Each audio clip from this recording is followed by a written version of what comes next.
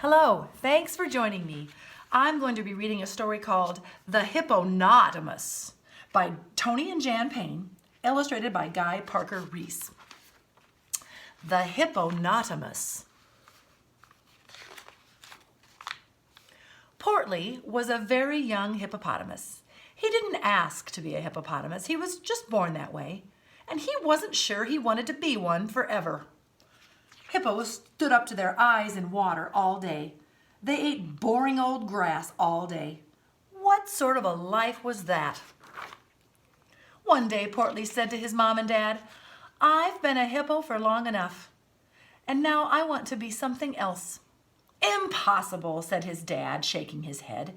"You're a hippopotamus, and that's the way it is," said his mom. But Portly was a very stubborn hippo. "We'll see about that," he said, and he stomped off. "It's time for me to be something more interesting and eat stuff with some taste," he called back. Portly had not gone far when he met a herd of animals. More hippos, he thought. But as he got closer, he saw that they had big spikes where their noses should be. You could do a lot of, tossing stuff around with spikes like that, he thought. "Excuse me," Portly said politely to the nearest animal. "What sort of a creature are you?" "I'm a rhinoceros," said the animal through a mouthful of twigs. "Well, I'm going to be a rhino thingy too," said Portly. "But first I need some spikes. Where did you get yours?" The rhinoceros laughed. "You could say I got my horns from my mother." "Does she have any more?" asked Portly. "No," said the rhino. "You'll have to grow your own." "We'll see about that," said the little hippo. Portly found 2 pieces of wood and sharpened them until they were pointy like horns. He tied them on his nose, but then he couldn't see. He tied them to the sides of his head. He tied them on the top of his head. He tied them underneath his chin. No matter what, they just didn't look right. He turned around to ask for some advice, but the rhinos were gone. So Portly continued on his journey with the horns sticking out just anywhere. Before long, Portly saw a strange animal hanging upside down from a tree. That looked like fun. "Excuse me," he said. "What sort of creature are you?" "I'm a bat, I think," said the animal. "And you are?" I'm a hipponoceros." "Actually," said Portly. "Well, what do bats do?" The bat took ages to answer. "Eat stuff. Hang out. It's not easy being a bat," he added. "We'll see about that," said Portly. He made some hooks out of bananas and tied them to his feet. Carefully, he climbed into the tree and then hung upside down. "Now what?" he asked. "Now," said the bat, "we wait." "For what?" Portly wanted to know. The bat thought hard. "Wednesday," he said. So Portly settled down to wait for Wednesday. But after 5 minutes, the bananas slipped and he fell out of the tree. That's when Portly decided that 5 minutes was just about the right amount of time to be a bat. A little later, Portly found a water hole. Standing in it was an enormous animal. "Excuse me," Portly said. "What sort of creature are you?" "I'm an elephant," said the animal. "What, may I ask, are you?" "I'm a hippopotamus, and I'm going to be an elephant too," announced Portly. "I want to spit water out of my nose. I want to smell something when I'm here and my nose is somewhere else. So I'll want one of those tube things. And I want some big flappy ears and—" The elephant had to smile. "Wait a second, young hippopotamus. You have to be born with those things." But Portly was determined. "We'll see about that."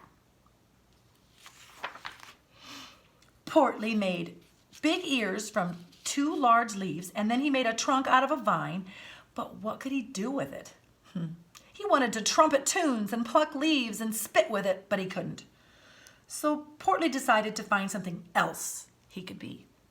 His journey was slow because his horns fell over his eyes, his hooks got caught in the bushes. He kept tripping over his trunk and his ears flapped all over the place. By now, Portly was getting a bit bored with all this excitement, and he kept thinking about water for some reason.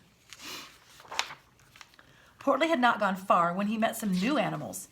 They started on the ground like you and me, but ended up above the trees. "Excuse me," said Portly to a wobbly knee. "What sort of creature are you?" A head appeared from the leaves. "I'm a giraffe," it said.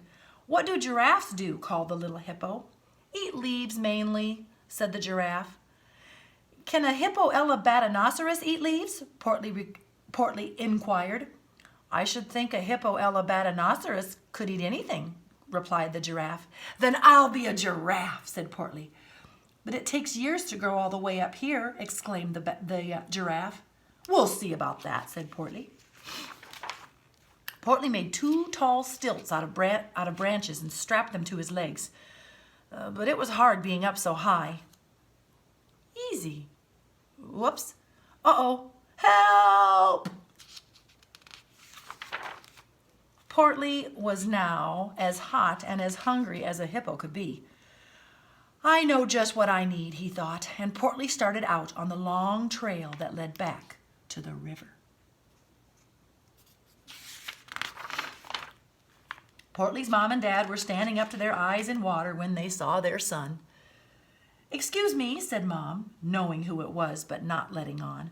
"What sort of creature are you?"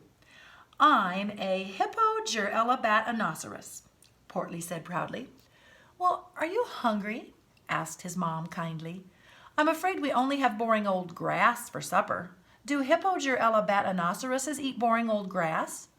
"As a matter of fact," said Portly, "they like it more than anything." "Then come and join us," said Dad. So the young hippopotamus removed his stilts and slid into the river. The water felt wonderful, and the boring old grass tasted better than ever. He did not notice his ears floating away, his trunk sinking, and his hooks and horns falling off. Mom smiled at Portly. "Our own little hippo doesn't want to be a hippo anymore, so there's plenty of room for you, if you'd like to stay." Said Portly, looking up at some nearby monkeys and wondering what it would be like to swing from tree to tree by his tail. "We'll see about that." The end.